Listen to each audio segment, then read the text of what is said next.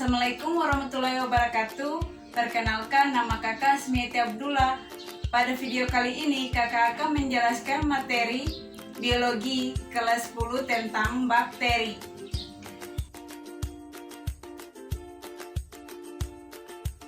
Kompetensi dasar yang harus dicapai dalam pembelajaran 3.1 menerapkan prinsip klasifikasi untuk menggolongkan Archaebacteria dan Eubacteria berdasarkan ciri-ciri dan bentuk melalui pengamatan secara teliti dan sistematik. Tujuan pembelajaran yang harus dicapai pada siswa. Yang pertama, siswa mampu menjelaskan pengertian bentuk, ciri, dan struktur bakteri. Yang kedua, siswa mampu menjelaskan peran bakteri dalam kehidupan yang merugikan maupun menguntungkan. Teman-teman tahu tidak apa itu bakteri? Bakteri adalah organisme mikroskopik yang tidak terlihat dengan mata telanjang.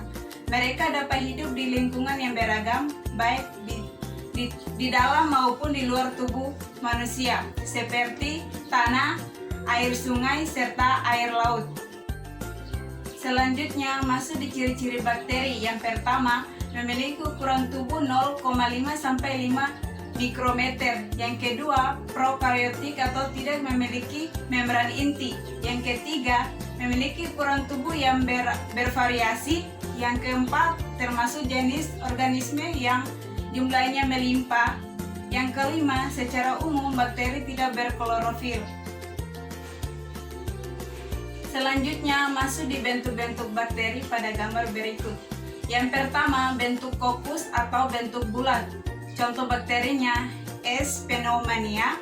Yang kedua, bentuk basil atau memanjang.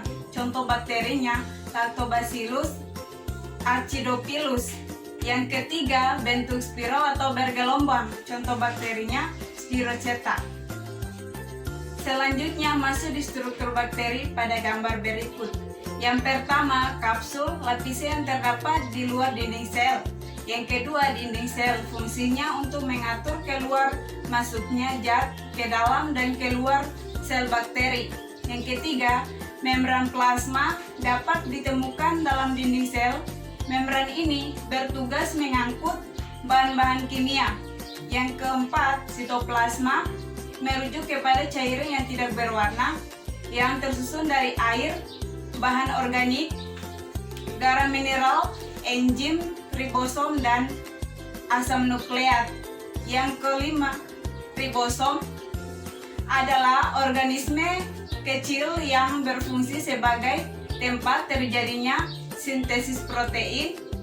Yang keenam, flagella yang juga disebut pembuluh cabuk yang terjadi pada dinding sel sebagai atau berfungsi sebagai alat gerak. Yang ketujuh, plasmid. Plasmid berfungsi dalam rangsangan rekayasa genetika sebagai vektor yang membawa gen asing yang ingin disimpan pada bakteri. Selanjutnya masuk di berdasarkan lingkungan tempat hidup bakteri. Yang pertama, bersifat aerob. Bakteri ini membutuhkan oksigen agar bisa bertahan hidup. Beberapa jenis bakteri anaerob dapat memicu masalah lingkungan seperti korosi, kekeruan air, serta bau busuk. Yang kedua, bersifat anaerob, kebalikan dari bakteri aerob. Bakteri ini tidak memerlukan oksigen untuk tumbuh. Pada manusia, sebagian besar bakteri anaerob terdapat di saluran pencernaan. Bakteri anaerob berpotensi menjadi penyebab berbagai gangguan kesehatan mulai dari tetanus, keracunan serius, dan infeksi pada gigi. Yang ketiga, bersifat anaerob fakultatif. Bakteri ini mampu bertahan hidup dengan atau tanpanya oksigen. Mereka bisa ditemukan di tanah, air, dan tubuh manusia maupun hewan. Contoh bakterinya Salmonella. Selanjutnya masuk di peran bakteri dalam kehidupan yang menguntungkan. Yang pertama, di bidang pertanian, contoh bakterinya Rhizobium yang ada pada akar tanaman, kacang-kacangan atau polong-polongan dapat mengikat nitrogen bebas. Yang kedua, contoh bakteri Acetobacter dan Clostridium. Bakteri ini mampu menyuburkan tanah karena dapat mengikat nitrogen bebas. Yang ketiga, contoh bakteri Nitrosococcus dan Nitrosomonas.